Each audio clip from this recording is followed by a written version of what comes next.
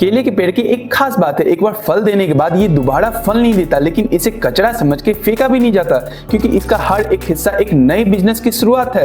Yes, welcome to natural and sustainable business episode 13। देखो, कच्चे केलों से बनाया जाता है चिप्स और बनाना पाउडर, जो बेबी फूड और फिटनेस वाले लोग उसे as a super food use करते हैं। लेकिन साउथ इंडिया में केले के पत्तों से बनाया जा रहा है बायोडिग्रेडेबल प्लेट्स और कप, जिससे कोई पोल्यूशन नहीं होता, इसलिए इसकी हाई डिमांड है और 100% प्रॉफिटेबल है। ठीक है, चलो केला का पत्ता यूज हो गया, अब बचा पेड़ का तना, जिससे बनाना फाइबर निकाले जाते हैं और इस फाइबर से प्रीमियम क्वालिटी के कपड़े, बैग्स और पेपर बनाए जाते हैं। और जो बचा खुचा कचरा बचा उससे ऑर्गेनिक कंपोस्ट बना लिया जाता है। मतलब कि इस केले के बिजनेस में वेस्ट जैसा कुछ नहीं होता, हर जगह सोना ही सोना है।